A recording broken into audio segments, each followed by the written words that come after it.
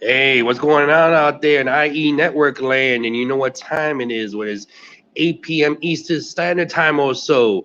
You know it's time for the Benchwarmers podcast exclusively here on the IE network. I am, of course, your host, the man himself, James Acevedo, Heaven Hollywood. My co-host will be joining us very shortly.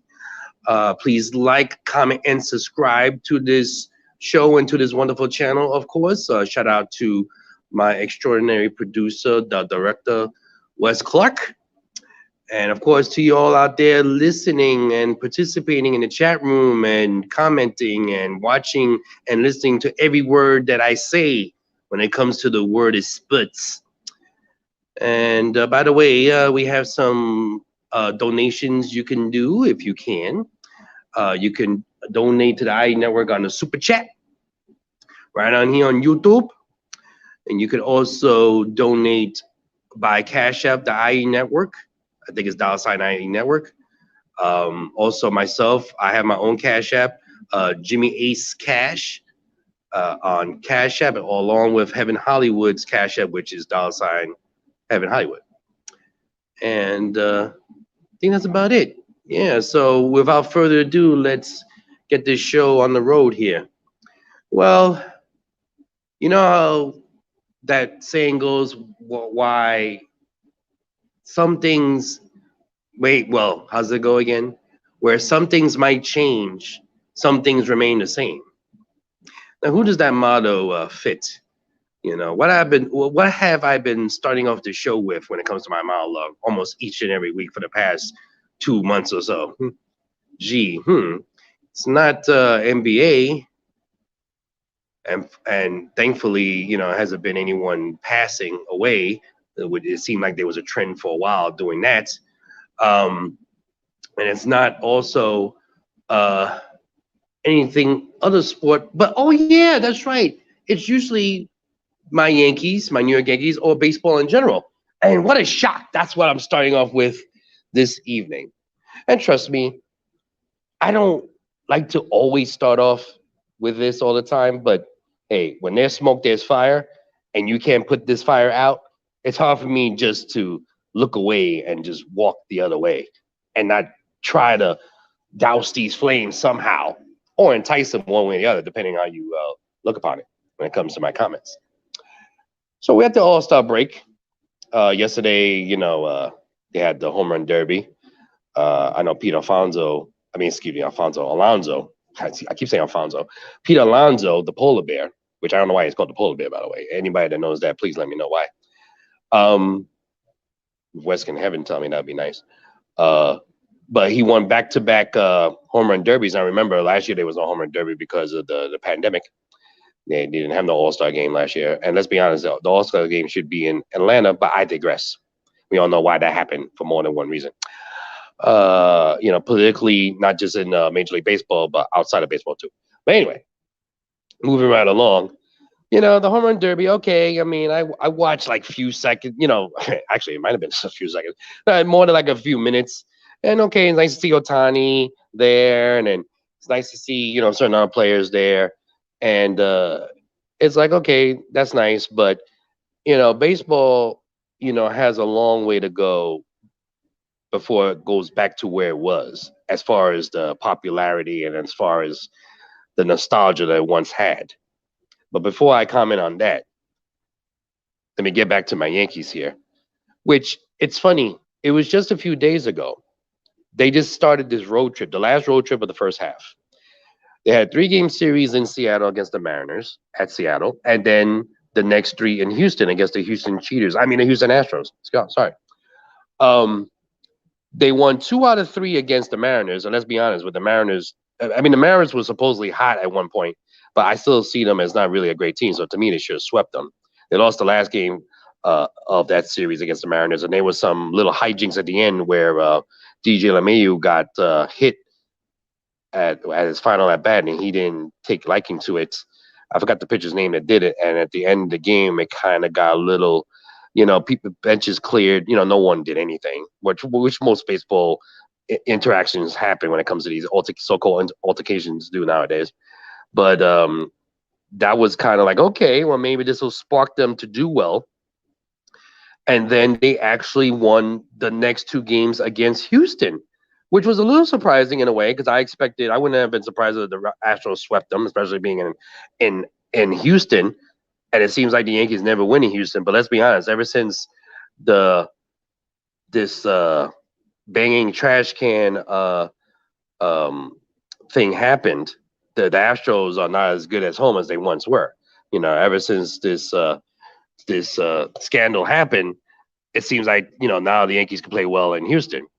The 4-0 game was impressive with the shutout, and especially the second game with the 1-0 game by Garrett Cole, who pitched the whole game and threw 100, I think it was 126 pitches, something like that, 126, 136. I think it was 126, which nobody does anymore. I mean, you throw 80 pitches, it's like, oh my God, take them out. But that was refreshing, especially towards the end of that game with the last out, and Altuve was on first base, if I'm not mistaken. Boone came out of the dugout, and he was trying to see if Garrett Cole was still okay. But of course, what starting pitcher is going to do, especially a ace like Garrett Cole? No, take me out, Skip. I want to be taken out. Of course, he's going to say I'm going to stay in the game. And I love the fire and the passion that Cole had. Basically telling him, look, just go back in the dugout and let me take care of this. And what made it so great is that he struck out the last batter. He struck out 12 batters in this game. But to end it like that, and Garrett let out a victorious yell at the end. It was so gratifying. And I said to myself, you know what? We might finally we actually saw the Yankees grow into men. Maybe they actually now are going to go on a tear. Maybe they're showing some guts, some spirit, some chutzpah, as they say in the Jewish community. Maybe it's something where this could go a long way to the rest of their season, especially with one game left of the first half and going to the All-Star break and then starting the second half of the season against Boston, playing 8 of the next 11 games of the second half against Boston. This would catapult them to that level where they could make a run. But what did they do? Well, let's fast forward to the third game. They actually were winning 7-2. And let me rewind a little bit, because I can't believe I almost forgot this. In the second game, the one run they got was an Aaron Judge home run. Now, Aaron Judge, as he's trotting the bases, as he hits around near third base, he does the tuck with his jersey, like he's clutching on his jersey, like, don't pull on my jersey, just like what Altuve did in the game-winning home run in Game 6 of ALCS against the Yankees, mocking Altuve. And it happened again in the third game here when the Yankees got on a 7-2 lead with a 3-run homer by Gary Overrated Sanchez, Mr. I Don't Hustle. He did the same thing, and they threw a jacket on him like he's James Brown or something because he's cold or whatever. And I was like, I don't mind this little demonstration, but you better win. That's the thing. If you're going to chirp and you're going to mock the other team, you better win. Because you're going to look like a bunch of idiots if you don't win. And lo and behold, what happens? 7-2 going in the ninth inning. And I forgot homeboy's name that was pitching. He pitched the inning prior, Mr. Domestic Violence himself. I forgot his name. And he gives up a couple of doubles to lead off the inning, and then he gets taken out. And Chad Green gets put in there. Now, here's my thing. If anybody doesn't know, Aroldis Chapman has not been his usual self the past month and a half or so. The last time he pitched, it was in Seattle in that 12-1 win, and he actually closed out that game. Obviously, it wasn't a safe situation, but he left with the bases loaded. He was responsible for all those men on base. So he wasn't put in. Matter of fact, he wasn't even warming up at the bullpen. The only other guy that was warming up the bullpen after Chad Green came into the game was Limke, who's been a decent pitcher for them, but lately every time I see him, he looks like he blows the game too. Last couple of times I've seen him, but I digress. So Chad Green comes in, he does that's what's his name, Herman. That's right, that's the dude I was talking about, Herman, who started that ninth inning when he pitched the eighth inning, and he did what Herman did, Domingo Herman. He basically gave up a double. It was like a base hit, and you're sitting and waiting, like, okay, when he's gonna take a Chad Green out. Chad Green has had a okay season. Everyone blows it out of proportion like he's had a great season. Let's be honest. Chad Green hasn't had a great season since 2017. The last great game he really had was that wild card game against the Twins at Yankee Stadium, and I was there in that game. Okay, he savaged that game for the Yankees because if it wasn't for Chad Green and of course a couple of other players that contribute to the runs, but mostly Chad Green, he was a hero of that game. The Yankees would have not have sniffed the ALCS that year, let alone win a wild card game. But he's never been the same since. Going on from 2018 on, he's been more down than up. Very consistently inconsistent. So, I know the game is now analytics, or as I say, analytics, where everything is overblown and everything is broken down into numbers. They let these baseball nerds run these baseball organizations now, which is ruining the game as we speak, as day by day passes by and baseball gets more obsolete by the minute, and by the second, and by the hour. Uh, Common sense, you're in the dugout. I don't have to have experience managing a club to know, you know what? I gotta get this guy out here. And don't give me that crap, which he didn't do. I was waiting for Aaron Boone to say this in the post game. Don't give me that crap. Oh, but it's not a lefty, it's still righties coming up. So you gotta wait till it's a lefty. Trust me, if you're a good hitter, you can hit lefty and right pitching. Sometimes that's a little bit overrated.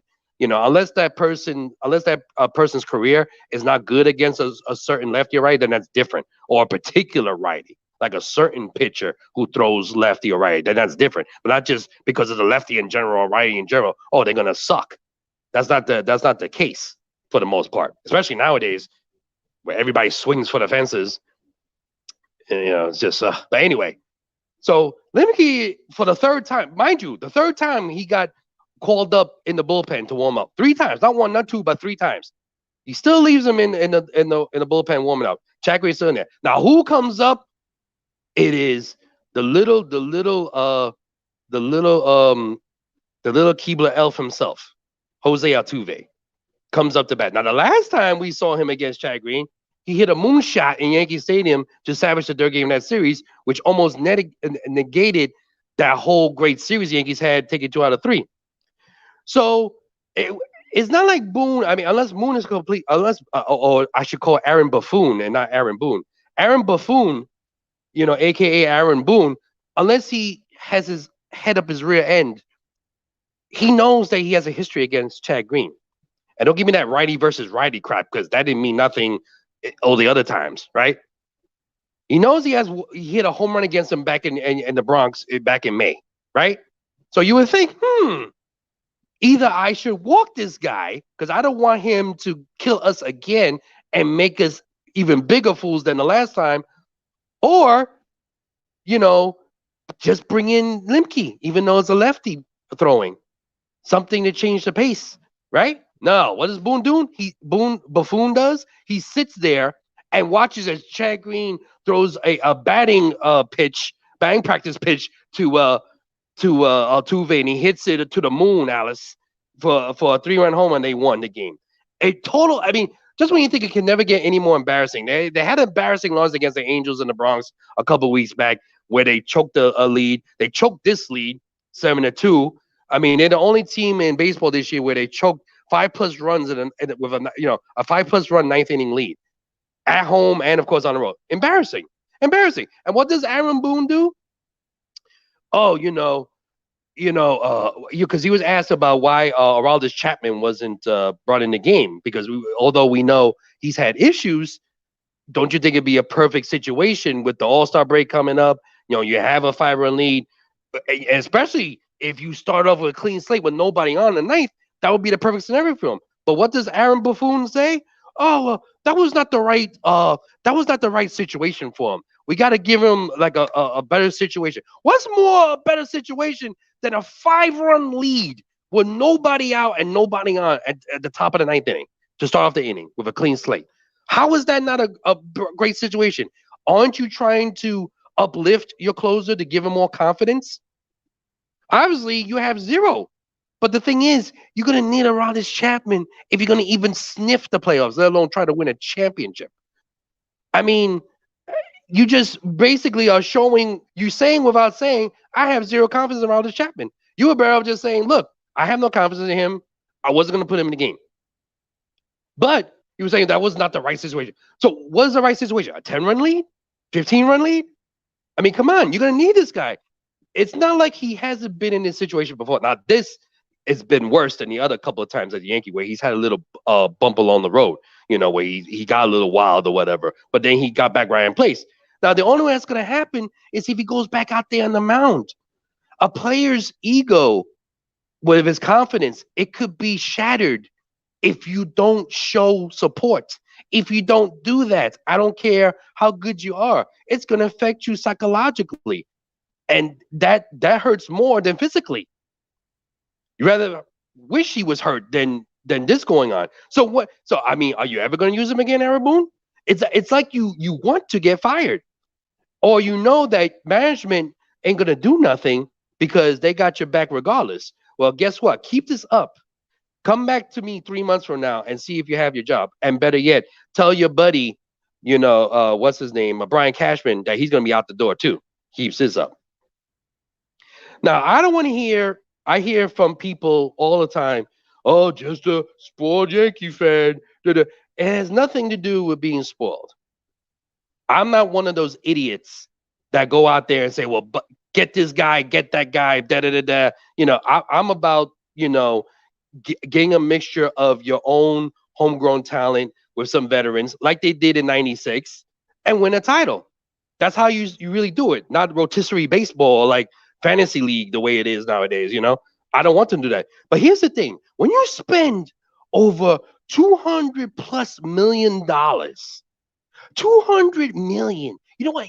200 million, you know how much that can help people in this world right now?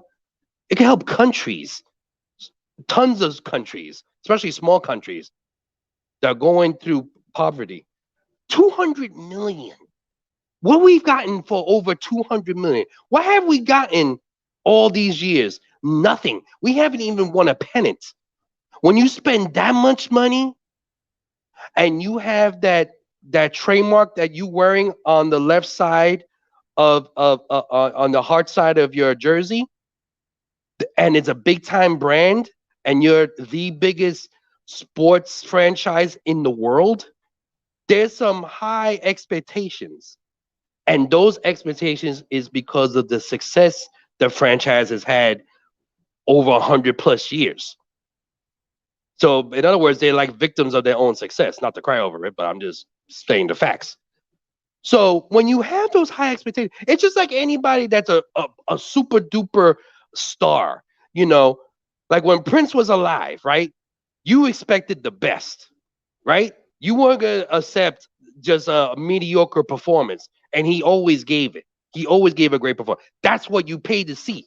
That's the same thing like the Yankees. Certain people, certain teams, you expect the best out of them. Not, okay, maybe I'll give you something. Maybe the next time. Or when I feel like it. No, it's every time. And what's wrong with these players, if you see their actions and hear their words, is that they feel like they're like the greatest gift to God or something. You think that they won 10 championships in the last 10 years. You think they've won since 2017. They've been to the World Series every year and won a couple of titles. The way they act. Hey, Aaron Boone, Mr. So, which thankfully he's not officially a captain, but I don't want to hear people, oh, he should be a captain. No. The way Aaron Judge, where he does his little antics every once in a while, just like he did in 2018 playing the Frank Sinatra, New York in the Boston Fenway Park visitors clubhouse. Let me tell you something. Derek Jeter, who was a captain, Don Manley, who was a captain, Thurman Munson, who was a Yankee captain, Willie Randolph, who was a Yankee captain, Ron Guidry, who was a Yankee captain. Even you want to go back 10 billion years ago with Lou Gehrig, so on and so forth, they would never do antics like this. Now, like I said in the beginning, if you're going to do that and have some fun, and there's nothing wrong with having a little fun or try to, make fun of the other team, but guess what? You better win. Because if you don't win, you have a huge egg on your face. And boy, was that a mess all over their faces after that debacle in that game. And here's the sad part of it. I saw it coming.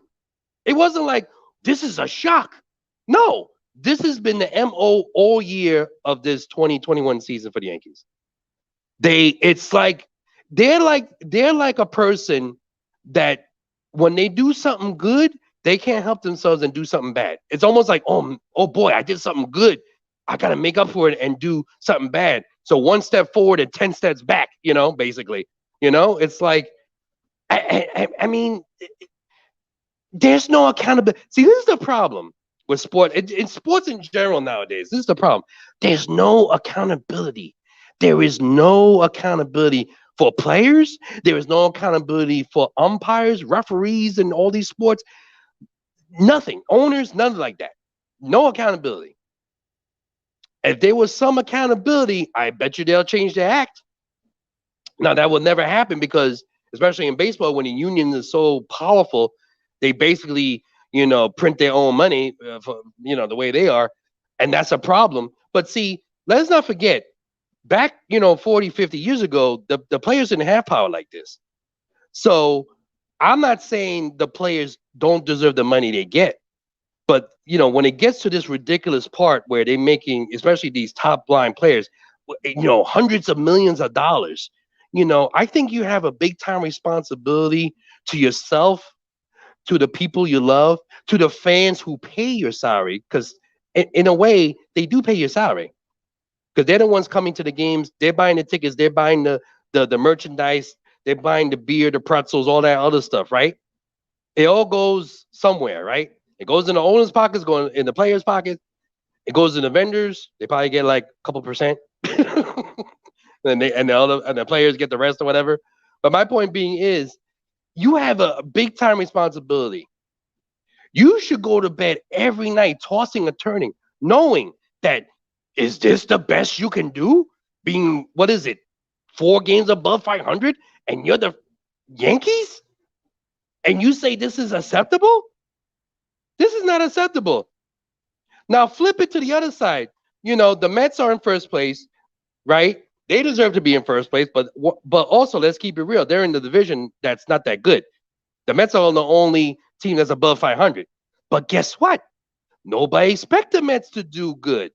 So they have low expectations. So anything they're doing right now, it's gravy. They're riding with the house's money. So even if, let's say, they don't win the division, they just make the play or whatever. Even if they don't win the division, when it is a wild card, the Mets, they still accomplish great things because this is the start of something. Francisco Lindor, this is just the start of his journey with the Mets. He has 10 more years with the Mets, whatever the contract was, 7, 8 more years. So it's not like, oh yeah, this year the Mets were supposed to be world beaters. No one thought that. Now, I myself thought they had a shot at the wild card, at least, right? Because their pitching can be very dangerous and can carry them deep into the playoffs and possibly into a World Series title. But no one expected the Mets to be in first place right now. Everyone thought it'd either be the Braves or maybe even the Phillies. But all these teams, and including the Nationals, who's been inconsistent, and the Marlins, don't even talk about the Marlins. Poor Don Manley, he never going to see the World Series again, or even win a World Series title as a manager, let alone a player, obviously. But the Mets they have a good road ahead of them. The division is terrible. They're taking advantage of it. Now, they should have a bigger lead than they do. But, hopefully their pitching gets straightened out and their hitting be more consistent and they'll do well. But my point being is, the Mets don't have that monkey on their back like the Yankees. The Yankees are supposed to be way up here. They're supposed to be one of the top teams in baseball. They were number 2 going into the season as the team to represent the American League and at least make it to the World Series and probably face the Dodgers. Now, we all know baseball is very unpredictable. Anything can happen. And usually the best teams don't usually face each other. But no one thought the Yankees would be this inconsistent. And this is a disgrace. And for these players not to be embarrassed. Now, I don't want to hear, we don't know what goes behind a closed doors, Jimmy Ace. You don't know what Aaron Boone does. He probably gives them tough love. Yeah, let's make this one thing clear. He is an overpriced babysitter. He is a puppet head for the organization. All he does is he gets his notes from upstairs from Brian Cashman and that freaking analytic team crap. And he just goes that, he does his business, and that's it.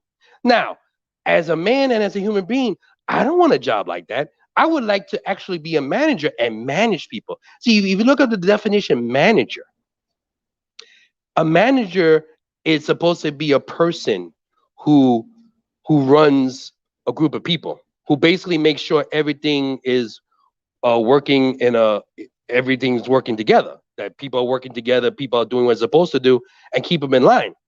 All those things that Aaron Boone do not check when it comes to the check boxes. He doesn't. I know he's a nice guy. I'm not saying he's not a nice guy, but this is a business. This is not about being a nice person. This is about results, winning results. And the thing with Aaron Boone is he's in a lose-lose situation, because if he wins, it's like, well, I could have managed that team to win a championship. And if he loses, he's the scapegoat for the organization, because let's be honest, Brian Cashman and upper management are really pulling the strings on who to sit and who to play, which is ridiculous. Because and let's be fair here, it's not just the Yankees. There's a lot of teams in baseball that do this stupid philosophy, that they let the GMs really run the team as far as manage the team and not the manager. The GM is supposed to be the guy who is behind the scenes trying to make moves for the team, trying to make the team better, not to do that and also control what goes on the field. He's the guy responsible to get the players, basically, as Bill Parcells would say, the groceries, to get the winning recipe for your success or your team. That's what he's supposed to do. But in baseball, no, that's not. Can you imagine? You imagine if this dude from the Patriots, the head coach, Bill Belichick, if NFL did what MLB is doing right now, and the head coach is not really the head coach, and it's the GM that's upstairs running things? Can you imagine? You think Bill Parcells, Bill Belichick, great head coaches of NFL, past and present, would ever accept that? Heck no. Why does Aaron Boone accept it? I don't know. He's a camp counselor is what Aaron Boone is. That's all he is. It's okay, guys. I know we had another embarrassing loss, but it's okay. We'll go get them next time. Listen, this is a business, and guess what? You are basically telling us fans that we're a bunch of idiots, that what you're saying is the truth, that we can see through your propaganda that you put out there. Oh, we've been knocked down before. We'll get right back up off the deck. Or get off the deck and do what? Lose again in a most embarrassing way? Be inconsistent when the spotlights are at its brightest? Last time I checked, not one World Series appearance. Now you haven't won a title, let alone a pennant. Not alone a pennant. At least if you won a pennant or two, okay, there's something. But there's nothing. There's nothing. And don't give me this crap. Well, he's won over 200 plus games, 300 games with the Yankees. So what? Where's the championships? Where's the pennants? Nowhere. One division title. That's it. With this group of guys and with this payroll that's astronomical, and this is what you get for your money? Are we going back to the 80s again? When George M. Steinbrenner III would throw money at problems and it didn't result to nothing? And there was embarrassments on the field and off the field back in those days? I got to give a school lesson to some of y'all people, because, people, especially in the New York area, they act like, when George Steinbrenner was alive and running things, that everything was hunky-dory and great. It was not. I remember 1990, in the summer of 1990, when George M. Steinbrenner got suspended for the Howard Sparrow, David Winfield investigation. The place in Yankee Stadium went berserk in happiness that he got suspended. He was like what's his name from the Knicks owner. He was like him. They wanted him gone. I know, because I was one of those guys. That was me, 18 years old, and back in 1990. That was me. Only saw one World Series at that time. No championships at that time. So it was frustrating for me. Now, later on, it helped out. But you know why it helped out? Because when he got suspended, Gene Stick Michael took over, and he made the farm system better. made certain moves, made certain trades, and the Yankees became a dynasty from 96 through 2000. Thanks to Gene Stigmichael. And I give also some credit to Buck Showalter, but mostly it's Gene Stigmichael. Steinbrenner had nothing to do with that. He got the credit after the fact when he came back, and they thought he was going to screw things up once he came back. But he finally understood that he let his baseball people do the work. Trust them. That's why you hired them for. If you don't trust them, then why you hired them? Unless you're trying to run everything, which George M. Steinbrenner III did. Now, was he a great owner? He was great as far as quotes, and he want his will to win. At least they would, he made some suspect moves and emotional moves that cost the franchise sometimes, but at least they was fire. His son Hal is like, okay, whatever, it's on the players. Yes, it is, but basically it's not our fault, it's their fault. Which, okay, well, we know it's the players' fault, Hal, but it's also you guys' fault because, first of all, one, you gave the money to let Brian Cashman write the checks to get these players, to these players who are so fragile that if they sneeze, they probably pull a hamstring or tore ACL to be gone for the rest of the year. I mean, you made this team into just a right-handed, almost practically all right-handed home run derby hitting team with zero fundamentals, no speed, no athleticism, and you expect to just show up and win. No, that's not how it goes. And enough's enough. Enough's enough. Now, we all know nothing's going to happen during the season. Now, who knows? I would love to be wrong. You have no idea when it comes to this situation. I would love to be wrong. I would love to have egg on my face. And the Yankees in the second half, which starts this Thursday against Boston in Yankee Stadium, I would love if they go out there and start beating the Red Sox finally. They still haven't beaten them yet. I know they've done that in 2009 when they started 0-8, then they won the next 10 games 9-1 against them. But this is a little different because I don't see any fire in this team. Barely. Nothing.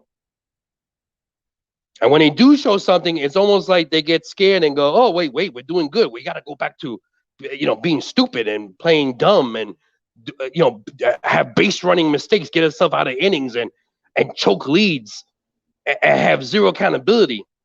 Zero. In the old days, if you were terrible at the plate and you sucked on the field, you would be benched so fast, it wouldn't be even funny. They will call up somebody in the farm system and your job would be gone.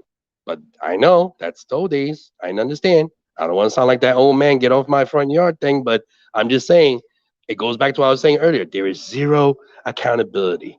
Zero.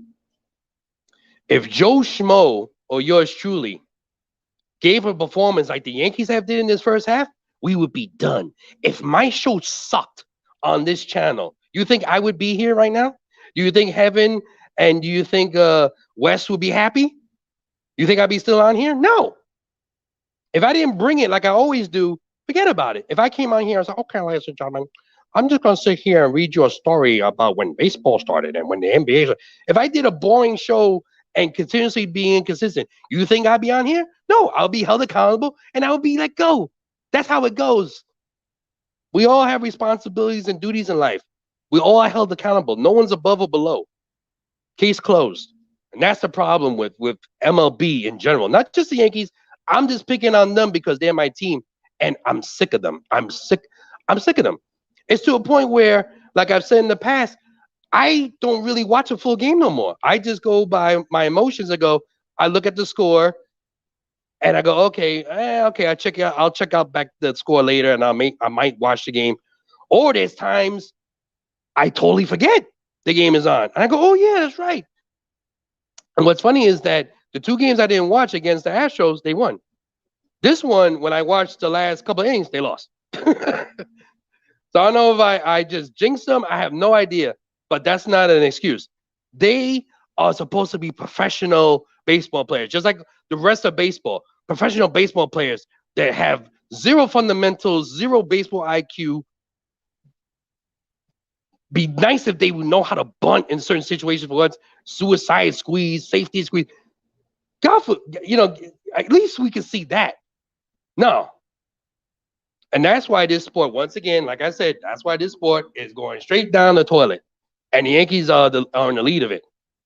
They're gonna follow what the Yankees do. It's just terrible baseball. It's terrible. It's terrible, boring baseball. And what's funny is that the home run derby I was checking out for a few minutes last night. That looks like baseball right now. Everything's a home run derby. It's either a strikeout or a home run. You know what was really refreshing seeing that Houston comeback is that there were actual extra base hits in that inning. It wasn't just base hit, home run. It was actually double, double. Oh wow, look at this. You know, this is at least something that I used to see back in the day. You know, triples. You know, close play at the plate. You know, stuff like that. And what makes it so sad is that after that Garrett Cole game, it was just 3 outs away from that Sunday game where they should have swept the Astros again.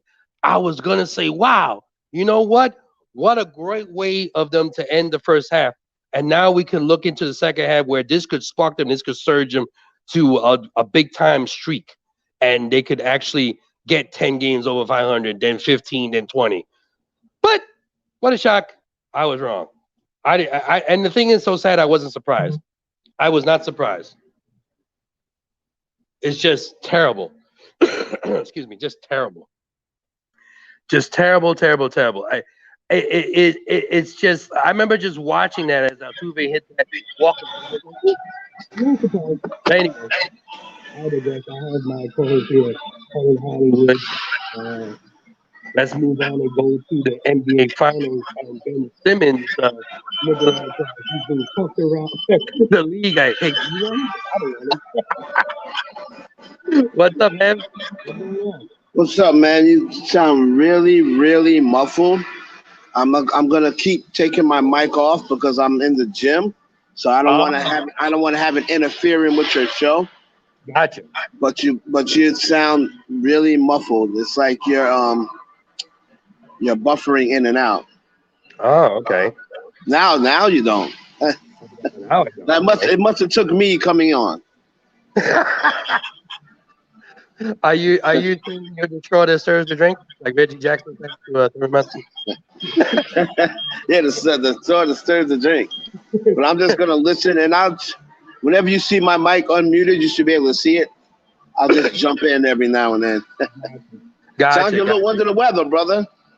No, a little bit. Yeah, I've been battling with a little cough, whatever. But okay.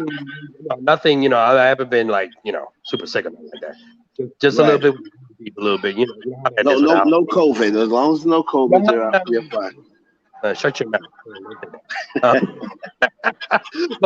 But since I have you on, I want to because the background in what you had not too bad. Really, I can hear you clear. With this Ben Simmons situation of talks of him possibly being traded, not surprised in my book in a way because the way everything went down. Do you see anything happening, or anything that you might know, or what do you? Well, as you all know, we covered the Ben Simmons situation and the root of the problem. Yes. And I believe and people thought I was crazy when I mentioned it, but I'm not crazy. There was a deeper root of a problem that was going on with Ben Simmons. And the root of that problem was named Kendall Jenner. Yep. Now, if people don't really know, Ben Simmons was dating Kendall Jenner a couple of years ago.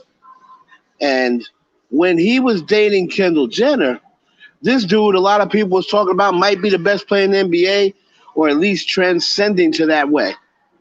But then he lost Kendall Jenner to Devin Booker. And my, oh my, look at Devin Booker. So now Devin Booker is in the finals, probably has a very good chance of becoming an NBA champion. And Ben Simmons just seemed as though like he was so just out of it. He was mentally out. There's nothing wrong with his physical skills. He's the same player when coming out of college. He couldn't shoot coming out of college. So everyone knew he couldn't shoot. So it's not like a big, it's not like this big, special surprise that, oh my God, we realize he can't shoot. but you knew he couldn't shoot. So what I see is this. I believe did Houston pull out of that deal? Yeah, so Philly, if people don't remember, they were going to trade Ben Simmons for James Harden back when James Harden was in Houston and he was trying to get out of there. They were going to trade Ben Simmons for James Harden, and because that's Daryl Morey over there now in Philly, and he is the old VP of the Houston Rockets. When he got let go, he went to Philly to join Doc Rivers. So they were trying to trade Ben Simmons for James Harden. That deal was almost done, and then I believe Houston pulled out of it. So after that season, I could not see anyone after what he did in the playoffs. I can't see them getting anything close to James Harden. So unless I already have a deal for them. Oh, right? you do? I have a deal for Philly, and that is to send Ben Simmons to the Golden State Warriors. And you will then ask in that deal, this is what you get back from Golden State. You ask them for Andrew Wiggins. You ask them for Draymond Green. And it was Andrew Wiggins, Draymond Green, and a pick, right, for Ben Simmons. If they refuse, it's going to be hard for them to part ways with Draymond because Steph and Clay love him. Yeah. If you can't get Draymond Green, I'm asking for Andrew Wiggins. I'm also asking for their power forward, and I think his name is Anthony Paschal. I know his first name, his last name is Paschal. And then they have a young, talented wing player in the backcourt. Jordan, I can't remember his last name, but I'm asking for him. You know, because yeah, I'm asking for him. Yeah. Because that would be the perfect place for Ben Simmons. Then you no longer have him clogging up the lane where Embiid operates. You get this Jordan, this dude, I can't remember his last name, but he is a offensive machine, and he's looking, if in the right situation, this dude would be a star, right? Then you can, if you keep, the other thing I was thinking about in that deal, if they come up off of Draymond Green, or if they won't, you offer them, remember, you got their guy's brother on your team. You offer to send Steph's brother to Golden State with Steph if they will come up off of Draymond Green. So then you get Draymond Green, you get Andrew Wiggins, you'll get the dude in the backcourt, and a pick would be thrown in there. So I would think that's their best chance because you're not really, a lot of people are talking about Portland.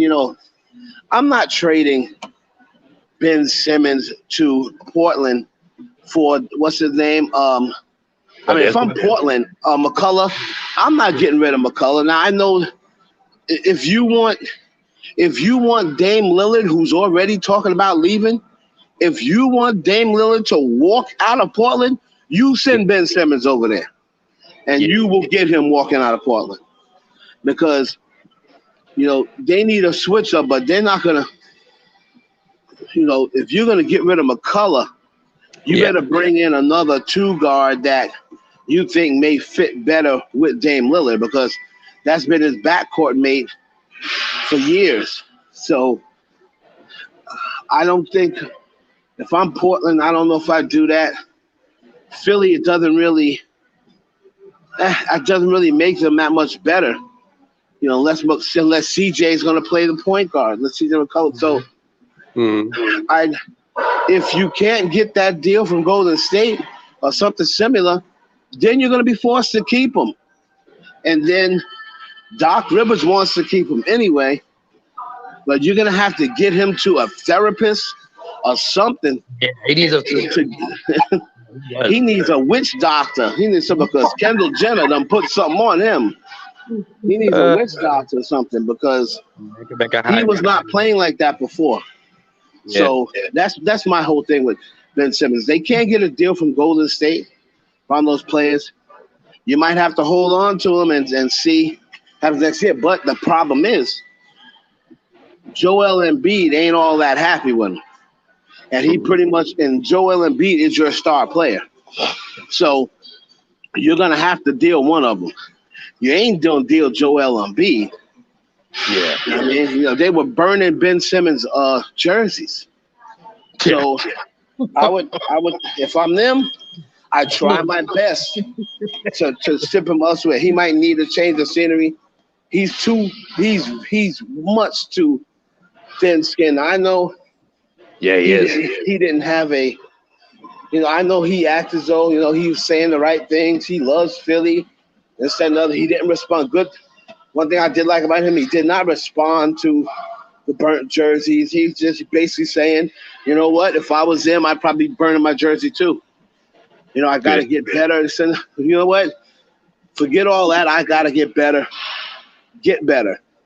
Go out there. You should be in the gym right now working on just get a foot. And it's a thing that I said with Giannis.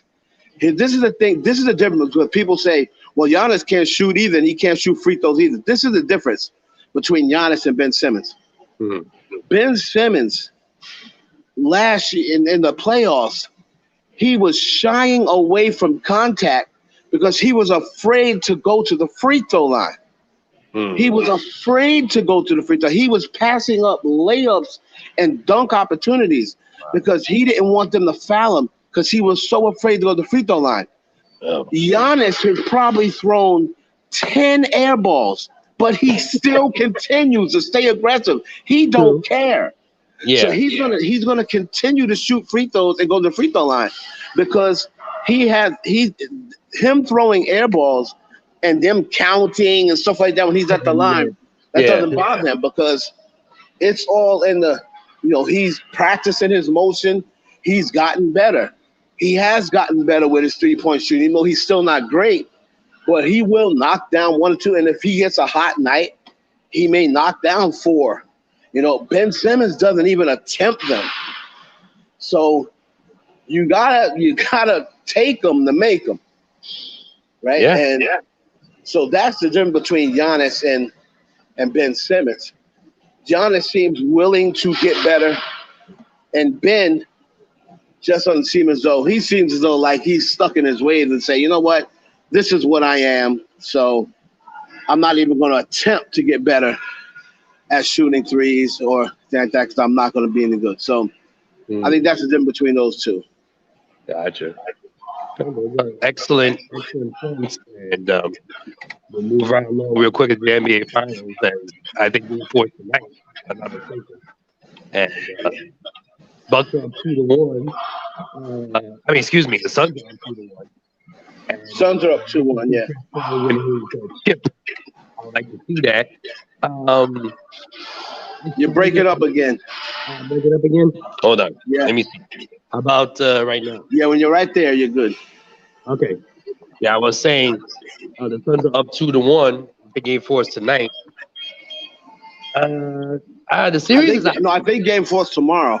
Oh, it's tomorrow night? It's not tonight? I thought. It should be tonight, but it's not. These 2-day breaks are killing me. Like these 2-3-day breaks. They played Sunday and they're not playing again until Wednesday. But continue. Yeah, I was saying, I'd love to see Chris Paul get his chance to win a title. So that's the only reason I have mainly any interest in this series. I know the Bucks won the last game, and the Greek League did its thing, but I don't know.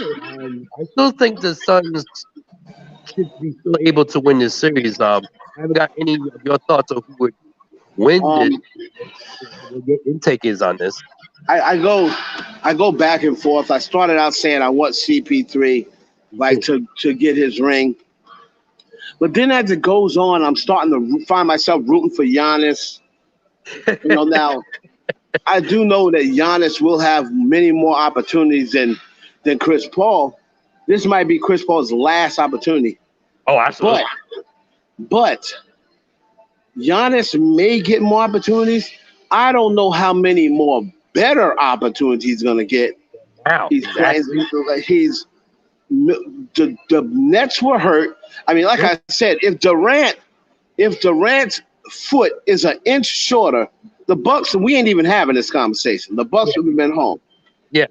From the way they was playing Durant, I kind of almost wish they would have lost, because then that would have taught him a lesson. Giannis still wasn't guarding Durant, and I wish in my heart, even though I was happy at the time that the Nets lost, now looking back on hindsight, I wish the Nets would have won, because then the Bucks, next time they would say, you know what, let's put Giannis, our best defensive player, on their best offensive player. And he won't be able to shoot over the top of him like he was doing Drew Holiday and PJ Tucker and all these dudes. So it's because a lot of times the results don't always determine whether that was the right call or not.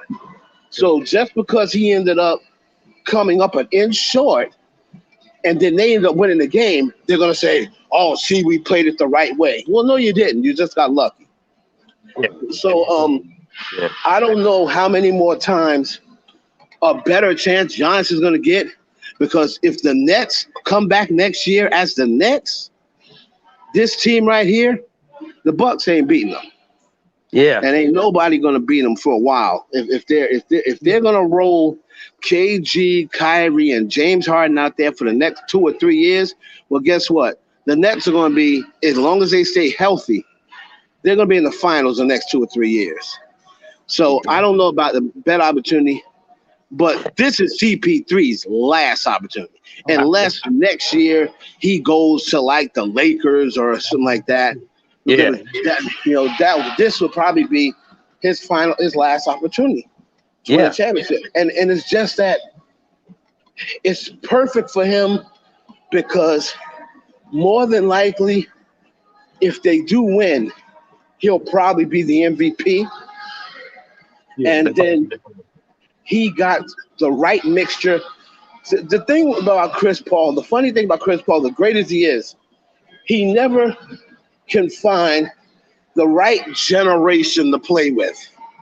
Yeah. When he came to the Clippers, it was like Blake Griffin and DeAndre Jordan is there, and they're like, wait a minute, we were already here. Why is this guy coming in here yelling at us and he just got here? And it's like DeAndre Jordan's looking at him like, I would like to know why a guy 2 feet shorter than me is screaming at me. Then he goes over to Oklahoma City, and it's a bunch of young guys. They're like, there are too many young guys, but very, very young guys that don't even really follow Chris Paul like that. But then he goes to Phoenix, and then you got the right generation, because you got guys that grew up like idolizing Chris Paul. You got Chris Paul played in the Kobe era. Devin Booker is a big Kobe guy. He idolized him, so they listen to Chris Paul. These are the dudes, and the dudes that are coming up. You hear people like DeAndre Ayton saying, "This guy is my savior, and he's the best thing that ever happened to me." So I think this is finally the right generation for Chris Paul to play with. And, I would have no issue at all if he wins the championship, because that's always been a plague for him. Giannis still has time. That's always been the big knock on Chris Paul. Yeah, but he don't have a chip. And got a good chance of getting a chip this year. Yeah. I tell you this much. I see this finals kind of like the years of 94, 95, where Jordan left, and well, you better win something because guess what? You know who he's coming back. So when I say that, the Jordan Right. is the Lakers and the Warriors to me, because you know something's going to go down. Either the Warriors are going to get homeboy from Portland, or who knows? Maybe the Lakers, maybe they get him. Right. You know what I'm saying? You know, you're not going to Yeah. sit there and be like, oh yeah, we're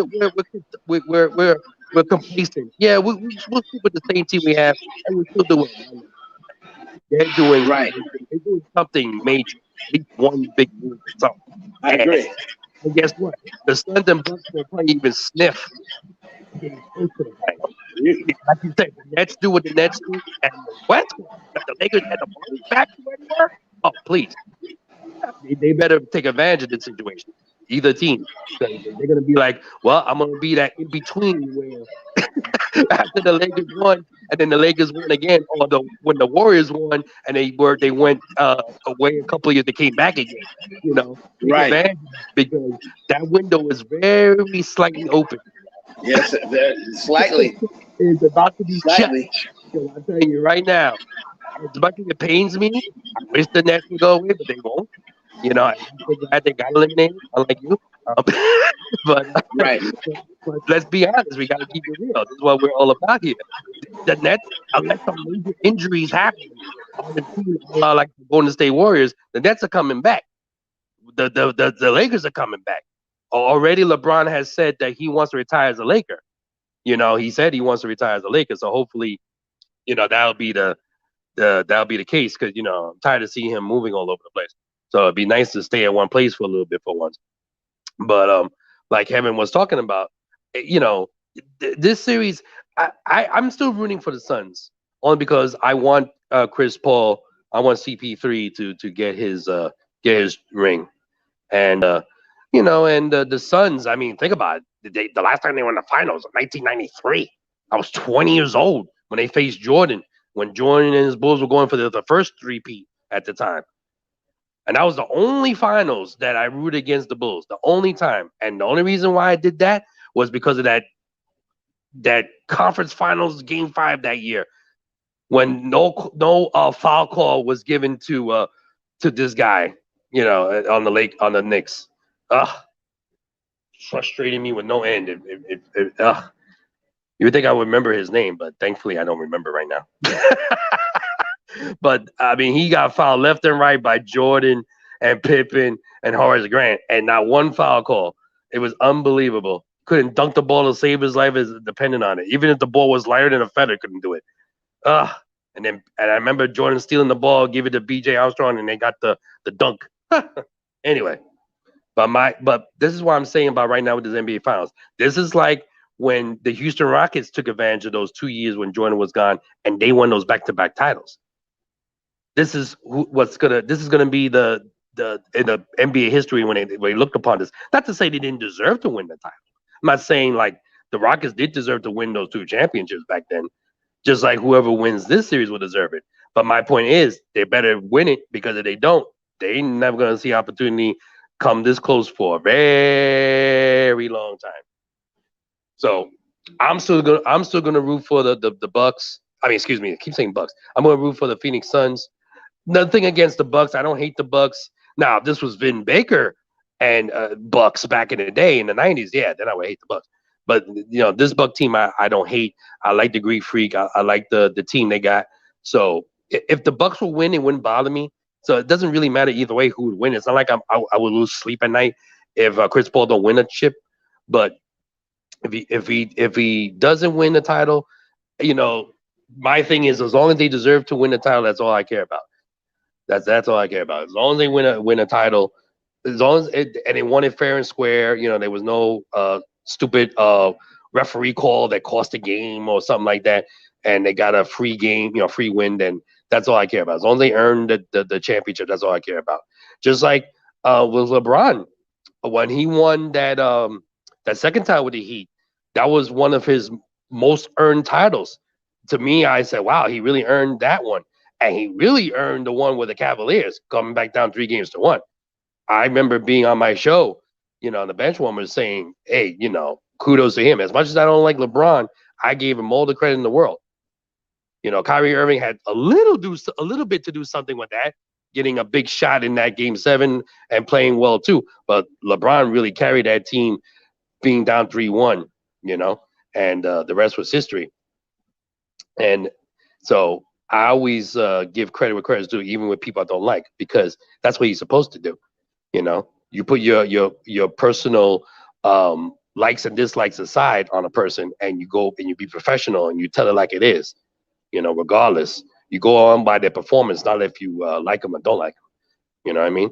So that's enough with what I have to say about the NBA Finals. So we'll see what happens. We'll see. Oh yeah, by the way, ho hum, the All-Star game is going on for baseball right now. Nobody cares. Would you be surprised if Aaron Judge get hurt in the All-Star game? No. Due to a sneeze in the dugout, Aaron Judge is out for the year. he pulled his quad. Would you be surprised, especially as a Yankee fan? No. But anyway, I think it's time to bid a good night to everybody. So thank you all for listening. Thank you all in the chat room. Thank you, Joseph Tanner. Thank you, everybody in the chat room. Keep holding it down. Shout out to Heaven Hollywood for coming on for a few minutes and during his busy schedule to join the show and give his input on these certain sports topics. Shout out to my producer extraordinaire, the director, Wes Clark. Thank you for your contributions as well. Thank you all for your contributions, of course. All you listening out there watching, because if it wasn't for y'all, this wouldn't be possible. Please like, comment, and subscribe to this show and all the other content on the IE Network. We got Real Talk that comes on Monday nights, 9 p.m. Eastern Standard Time, with my producer extraordinaire, the director himself, Wes Clark, hosting the show with Jedi Council, Ralph and Kev. You got, of course, my co-host, Heaven Hollywood, holding it down with his Heaven Hollywood experience, his lives on here, his Heaven Hollywood stories, with some of his experience with certain celebrities and stuff like that, and the tea behind the tea. I mean, his content it's excellent, excellent content. I suggest you tell a friend to tell a friend, because everything we do on here is legit. Everything we do on here is out of passion and out of love. And what's more important is we keep it real on here.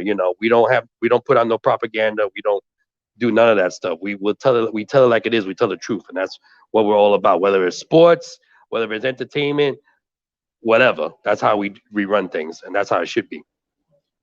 So, like I said, please like, comment, subscribe to the IE Network here on YouTube, and yes, keep showing us that support, and we'll keep putting out that great content out there for all y'all. So, for Heaven Hollywood, and for my producer, the director of Wes Clark, I am your host, James Acevedo, bidding you all adieu. Have a good night out there as I head into the IE Network horizon. I say this to all y'all. Be good out there. Be safe. Treat everybody good. Treat each other with respect. And I also say this to y'all and also have a good weekend.